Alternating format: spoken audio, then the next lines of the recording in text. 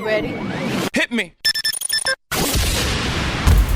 Welcome to the 027figures.com podcast, where small business owners receive proven strategies, suggestions, and supercharged ideas to take your business from 0 to 7 figures in revenue. Here we go. Green light, full power. Hello, everyone. Welcome to the 0to7figures.com podcast. I'm Brian Post. And I'm Abe Ruiz. And this podcast is for small business owners, those of you who are just getting started, who've been struggling to get to the next level. This is the podcast that's going to get you to 7 figures. I like it. I like it a lot. So, I'm here in Denton, Texas. Brian, where are you at right now? You're over in Weatherford. Okay. We travel quite a bit, so it's nice to know exactly where we're podcasting from. But for me, I have a roofing company. For those of you who don't know what I do, I have a company called NTX Roofing here in Denton, Texas. And so there hasn't been a true struggle for us. Talking to some people in the service industry, there's a big struggle. But for me, there hasn't been much of a struggle because quite honestly, the social distancing hasn't really hurt me at all. Has it hurt the Post Institute much? No, I mean, we probably are doing even better now. We're not growing as fast as we were, sure, but we're just plugging along. Yeah. I mean, honestly, it's given us an avenue that we didn't necessarily pursue before, where we're doing a full virtual interaction with our customers. I haven't had to shake a hand, knock on a door, talk to anybody in person, and it's functioned exactly the same as it would if I had to. So I think there's been some function that's been introduced to me that I would not have seen otherwise. So in regards to what we're about and what we're trying to bring to you, Brian, tell us a little bit more about what you're thinking about the direction for the Mastermind group. Well, so for both you and I know I have been an entrepreneur for over 20 years now. And during that time, I have started, acquired, closed down, bought, sold, I think something like 19 different businesses. And I mean, I've ridden the roller coaster of the entrepreneurial life. And one of the things I know for sure of what I'm capable of doing is taking a business from 0 to 7 figures within a year. I mean, I've been able to do that pretty consistently. So I'm excited to have an opportunity to kind of support small business owners that have been struggling, people who they've just been wanting to do business and hadn't gotten started yet. Right. And that is key. Sometimes it's just a matter of moving your feet, because there's plenty of good ideas out there, but it's being an entrepreneur is tricky sometimes, because for me, the biggest struggle I've had with entrepreneurship is it comes with the territory is boredom. I get into something, I get a little bored, and then I have to adjust. And that's the beautiful part of what's happening right now. It's allowed me to adjust. And it's created a space where I have to be a little more creative in what I'm doing and trying to get where I'm going. Well, and so one of the things you keep saying is you keep referring to this thing, and that thing that Abe's referring to is COVID-19. So we are recording this in the midst of the coronavirus, for those of you who watch until later, for historical documentary purposes. But the thing for me is what how I've gained from this is I've had time off. Quite frankly, I was working 7 days a week, and because I just started my latest company last July. And so I was grinding, man. So this is like giving me an unexpected vacation, forced vacation. So we'll call it furlough, because it's like we're still working, even in the midst of like sitting inside a 4th bedroom and operating where I'd normally be in my office. I'm still functioning at a very high level. I'm still talking to people. I'm still moving. I got a marketing director I just hired, and so we're going in a lot of different directions, trying to make things happen in the midst of trying to distance ourselves socially. And that's been actually a little bit of a struggle, but we've figured it out, I think. And it's been working lately. I've been getting phone calls. My Facebook's been lighting up. There's a lot of directions that I've been heading where I didn't normally. So Brian, I don't know much about your background when it comes to marketing, but in my background, my background's finance. So I was a commercial lender for years, a vice president of a bank. And so I've always been a grassroots marketer. I'm a shake hands, kiss your baby kind of guy. And so getting into social media is a little bit of a struggle for me because I'm a little old fashioned in the brain. But I've been doing it, and I've been seeing the surge of reactions from my surroundings, from people in my community. Yeah, well, I think that's probably what's unique, Abe, is that both of us are more old school as far as marketing goes, but have learned how to utilize social media to help us be successful, where people in our respective trades are still trying to be old school. And the truth of the matter is, there's always going to be a place for old school marketing. Absolutely. Yeah. You got to be able to get into the new age of how things are going with business. Well, I mean, for instance, right now we're recording on Zoom, and Yeah. I wasn't even familiar with Zoom until COVID hit. And so Corona 2020 has opened my eyes to a lot of different avenues that I can use. I mean, I'm getting to look at his face right now and have a full-on conversation. And we're doing our podcast virtually, through Zoom. We're doing video and we're doing audio. So 2 different ways. Now, you guys are operating primarily in California right now, or is it Colorado? Yeah, my main business is based in, I have 2 businesses. My main business, the one that I just started, is based in California. So we focus all around Northern California. And then the business I've owned the longest, Post Institute, it's been around for 20 years. It's actually based in Oklahoma. It's based in Oklahoma. Okay. And so I have NTX Roofing here in North Texas, but I also have OKX Roofing in Oklahoma City. And honestly, that's where me and Bryan met. We met in Oklahoma City, and we had a lot of kindreds. We had a lot of things in common, the people that we adhere to, their teachings, that sort of thing, and that's how we connected. Yeah. We have a similar mindset as far as the direction we want to go, how we want to get there, and what our end game looks like. A lot of people, honestly, in small business, don't know. They start a business thinking, I'm going to do this, I'm going to make this kind of money, and that's the whole game plan.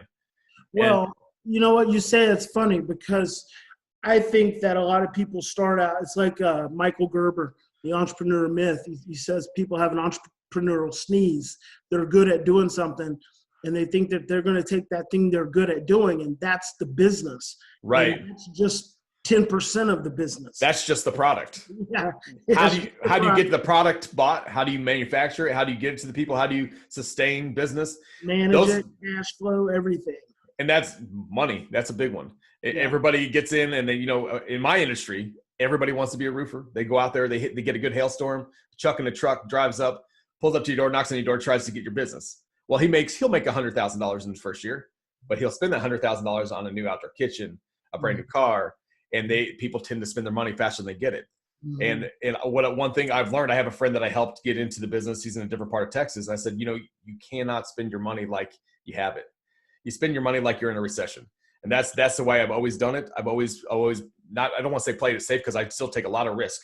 But when you don't know what the foreseeable future looks like, to me, you reinvest in your company. Mm-hmm. And that's a lot of times they don't do that. They want to live like they're ballers. That's what they always say. I'm balling. I'm like, hey, so let's talk about what's happening, from your perspective.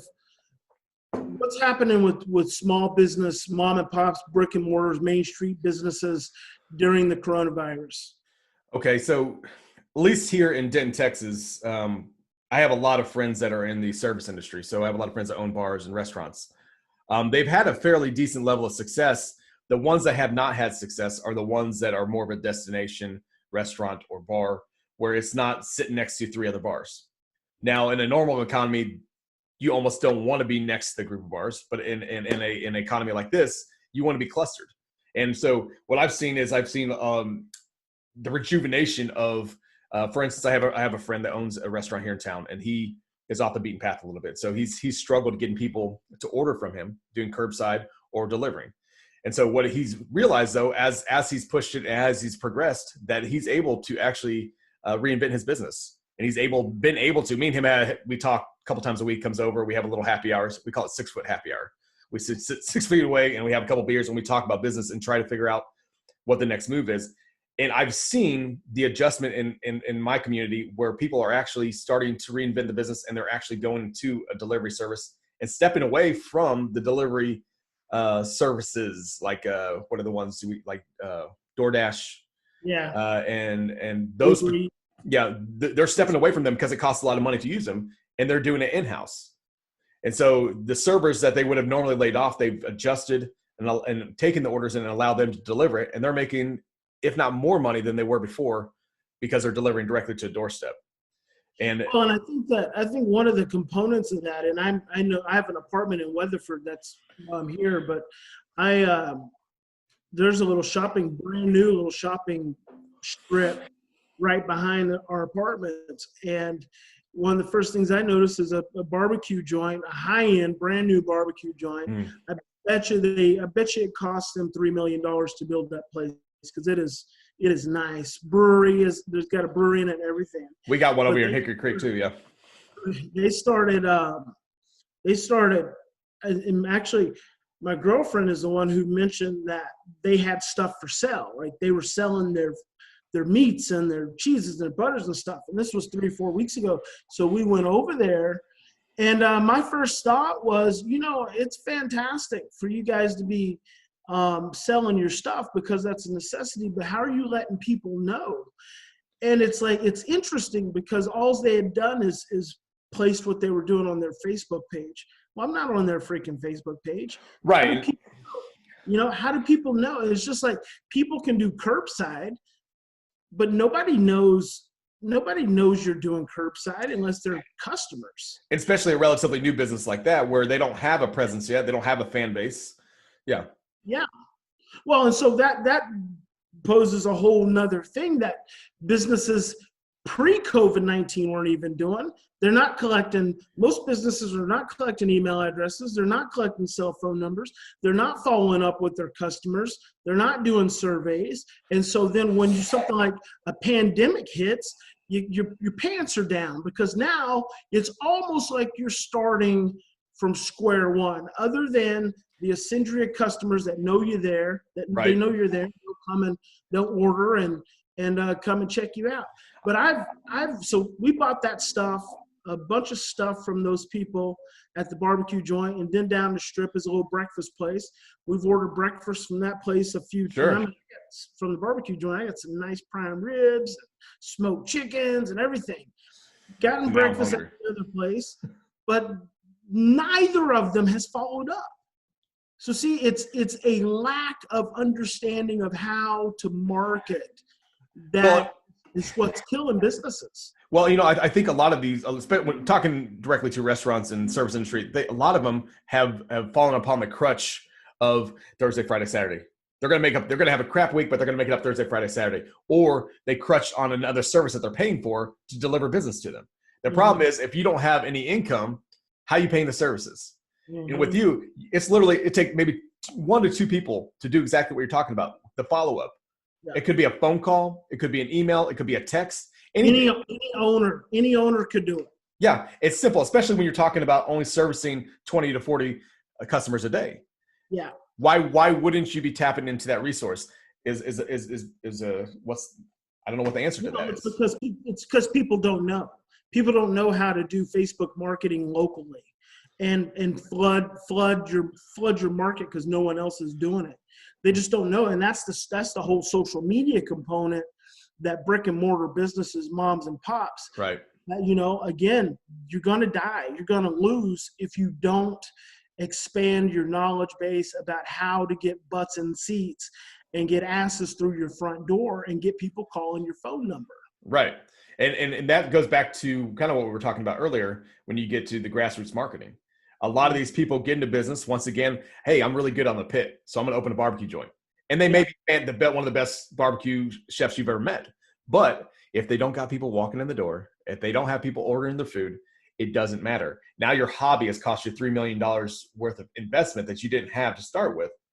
And you're apparently charismatic enough to get people behind you to finance the thing and to get it built and put together. And you had a system, but somewhere it just kind of stopped. Well, see, a lot of times that's the problem. It's when you're spending other people's money, you don't value it the same way. And I've been there. I've had other people's money to spend.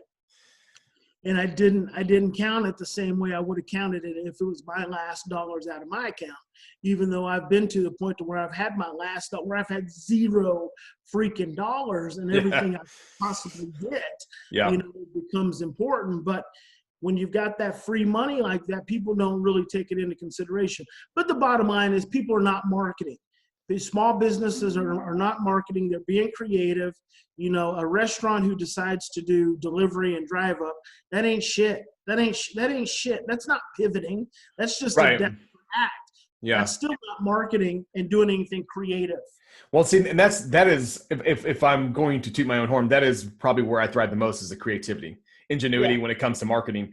I am not what you call a classic marketer. So I do a lot of things outside the box. And to speak directly to that, during Corona 2020, what I've done with my realtors and some of my customers, and this is a little offbeat, I bought 2 cases of toilet paper. There's apparently been a toilet paper shortage. I don't know if you're feeling it over there, but there was one here. And so I bought 2 cases of toilet paper. And so what I was doing, I was dropping toilet paper off at their doors, leaving a note say NTX loves your ass. And then writing a little note saying, hey man, I appreciate the past business. Look forward to doing business with you in the future, and try to personalize the notes. I handwrite them so they know that I was part of this. It wasn't some marketing campaign that I paid somebody to do. And that right there is how you keep loyalty. You keep people in front of you, because it's a weird idea, maybe even a dumb idea, might say cheesy, maybe, but it worked. I got a phone call. I got text. It interrupts the noise. Yeah. It's a brilliant idea as far as I'm concerned. Yeah. I think it's brilliant. And so that's kind of the thing I'm doing. Like one of the other programs we started here is a Live Fit program. It's a Live Fit challenge. And so what we've created is a space where we have a blog, and then we also have, you can connect with our YouTube, Instagram, and Facebook, where we're doing a Live Fit challenge. And during the lockdown, people can't go to the gym. They can't go talk to the trainers. They can do it on the phone. They can do virtual stuff. But what I'm trying to get people to do is just share their information. What are you doing at home to stay in shape? What are you doing at home? How are you eating? When you go to the store and there's no proteins, what are you doing to supplement those proteins? Because obviously you can't get the clean protein like you normally like. So where are you going? And so I want that information being shared, because as a community, I think that right there, the whole reason I start some of those campaigns. For one, I want to help my community. 2, it's brand recognition. They have no idea who to call when they have a roofing problem. But when you see NTX Roofing a million times because you're part of a feed, eventually it's just gonna come and it's gonna click, and it's NTX Roofing's my roofing company. So I'm gonna go back to, first of all, the toilet paper thing is a brilliant idea. Right. Any business could do that. Right. Any business could do that. And is a roll of toilet paper, how much is it going to cost you to get a customer?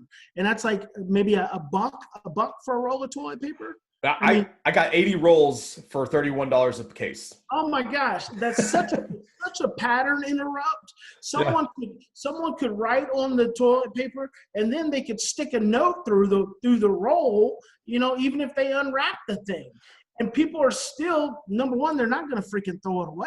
Nope. And number 2, it is, especially if it's local, they're going to remember that shit. And most businesses don't think that way. And I'll tell you, so I've got a social services agency in Northern California, and I can almost guarantee you, I have been in touch with all my social workers, and these are my referral sources, as well as a couple of state adoption directors.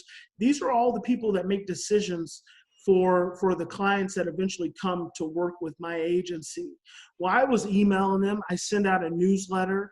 I also offer to do trainings, webinar virtual trainings. So I've trained a whole school during this time. Then I sent out a training that I'd recorded in the past, sent the link with the PDF to the PowerPoint so they could send it out to all their adoptive families. Right. All those families are potential clients for me.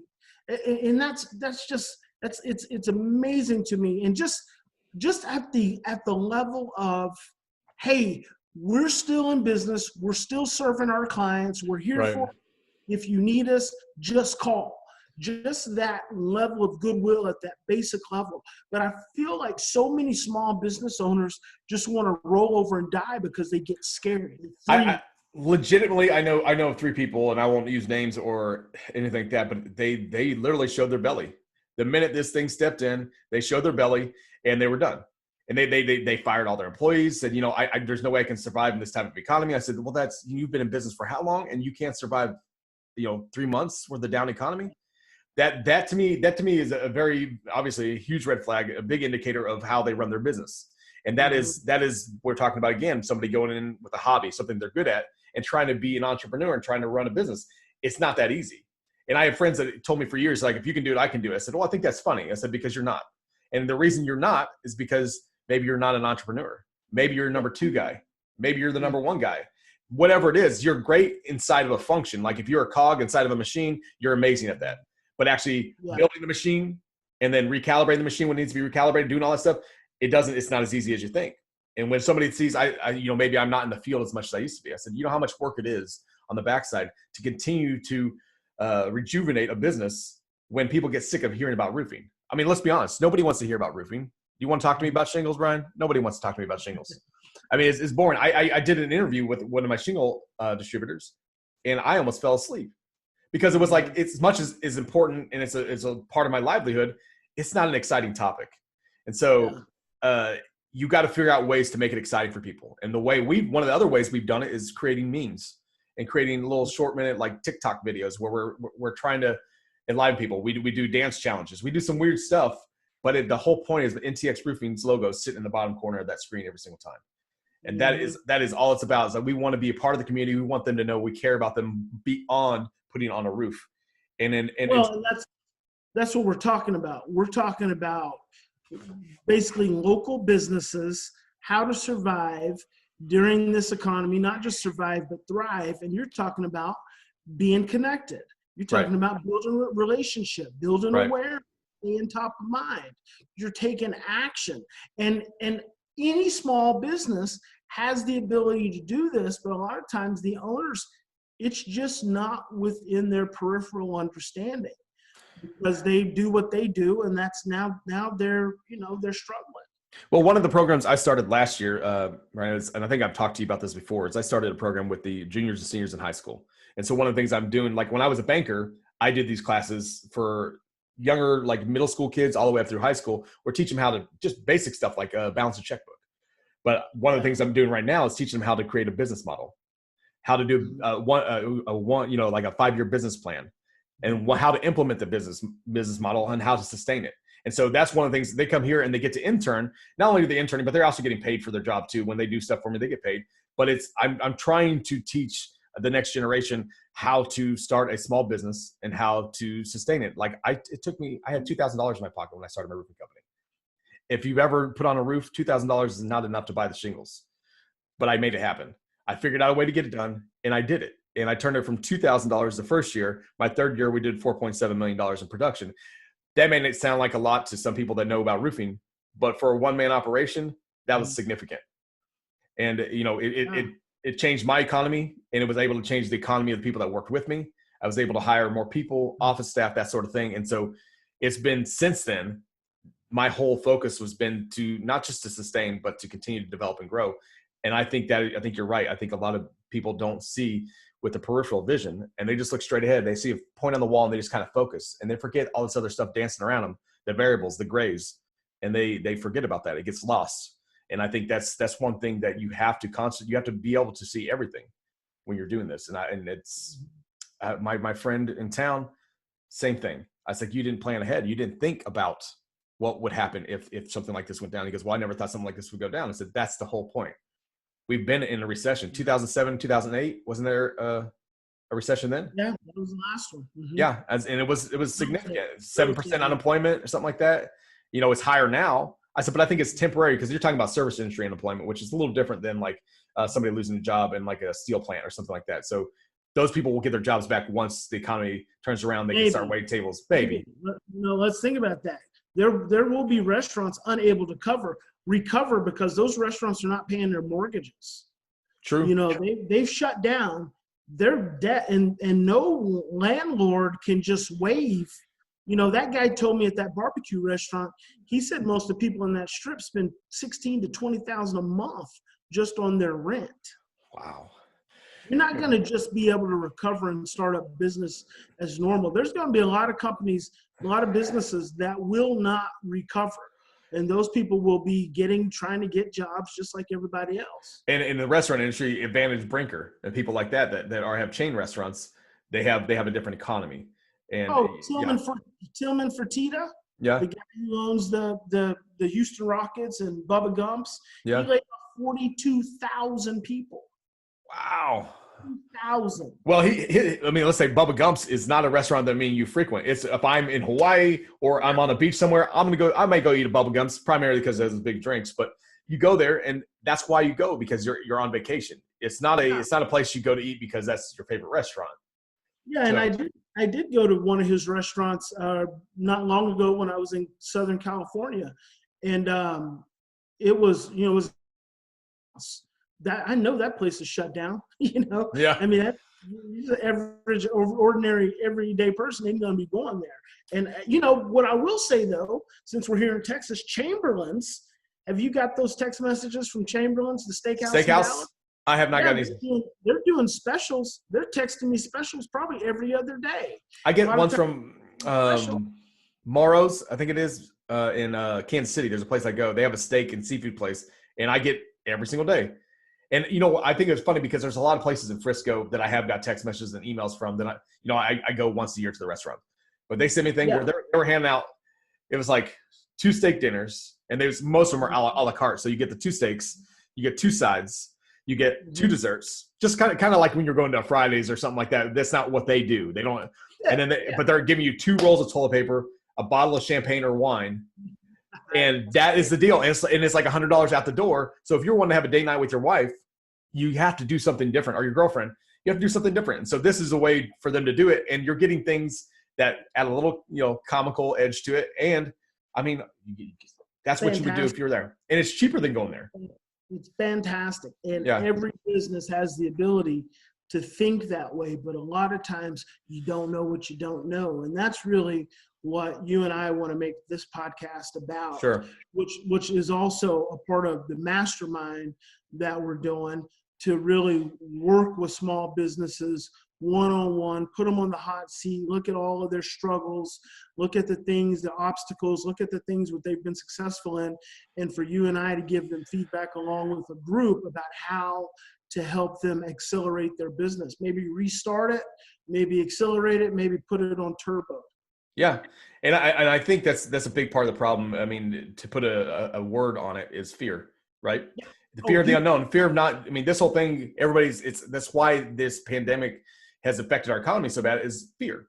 And it's like, with a little bit of education, you can calculate your way through anything. And that's the problem, is that people get a little lazy, and they dial it in, and they forget, hey man, I have a brain between my 2 ears. I can figure this thing out. But they don't do that. I've been doing business this way for 20 years. I can't change my business model because people won't come eat with me afterwards. Like, does it matter afterwards? What matters is right now. And I guarantee you, if you have loyal customers and you've been doing it right, they're going to come back to you if your doors are open. But if the doors are open, that's the thing. Can you keep those doors open? Yeah, that's exactly right. Because here's the thing.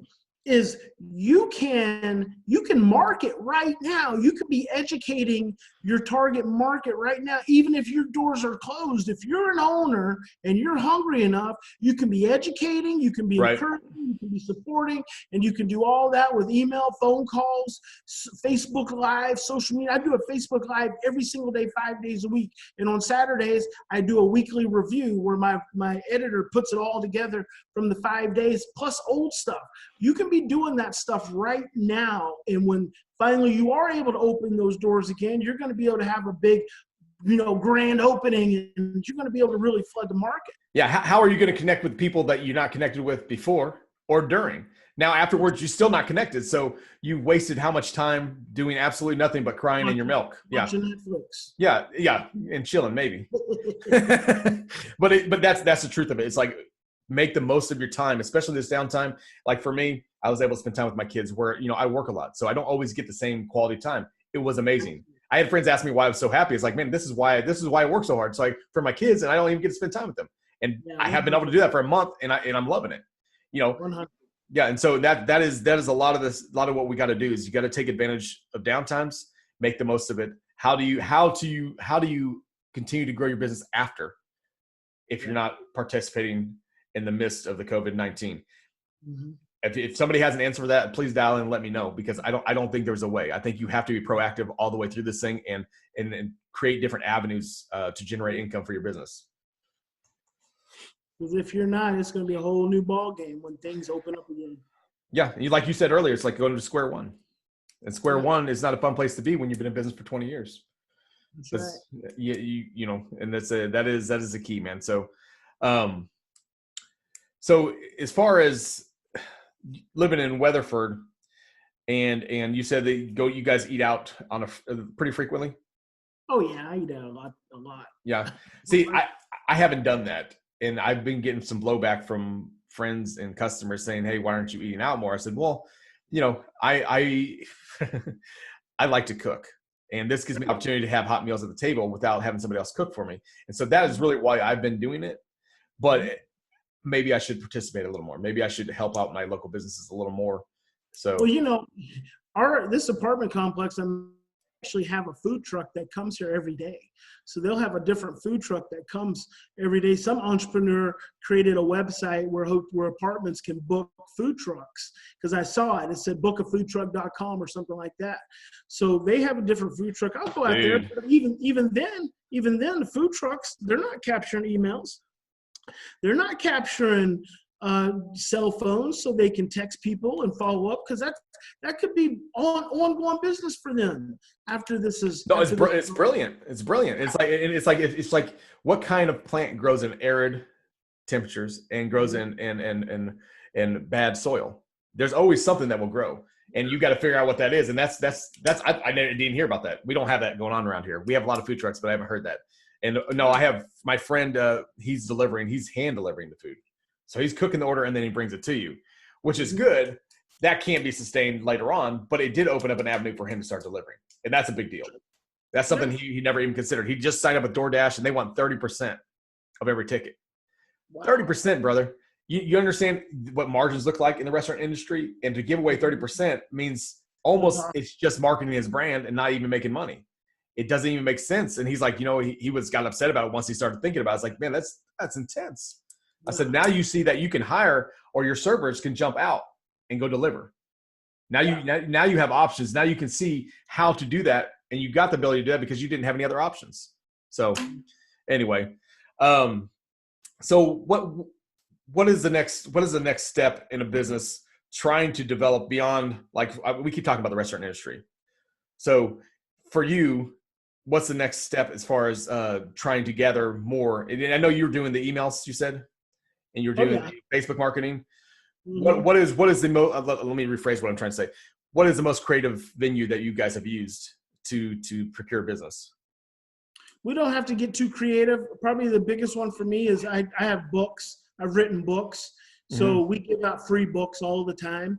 You know, ours is basic relationship, active relationship marketing, and that's what works for us. Because anytime we get a new client, that new client requires about 5 workers. So I think I've hired 5 new workers over the past 2 weeks. And so we're trying to onboard another 5. But when we get a client, it's pretty time intensive. It takes a lot of time. So we put a lot of effort on the front end to get the client. But really, it's just active relationship marketing is what works. Yeah, and honestly, that's what I've done is, like when I talked about the toilet paper and stuff like that, I've gone directly to the clients that I've used in the past and that have used me, and I that's the route I've taken, and it's been honestly it's been a good path for me, because I've gotten I don't know, my first week I was doing it, I probably got 3 roofs and 1 repair, something like that. And that doesn't sound like a lot, but in a downturn economy, when you can't go out and visit anybody in office, it was good. But yeah, we'll do. I mean, we'll do in the multiples of millions this year, and I don't even have business cards. I don't know. I have a lot to say about business cards, because man, you can spend money on them. I have stacks of them. I don't hand them out either. Now I use Haystack, one of the apps that you can shoot your business card over to somebody. It just makes more sense because you can adjust your business card. It doesn't cost any money to do it. This is virtual, man. Yeah, man. I mean, look at that. You're at the beach right now. Virtually at the beach. It was for real. But yeah, that it is a different generation, and being able to adjust and adapt inside the environment that we're in is a big deal. And that's, for me, been a lot of lessons learned.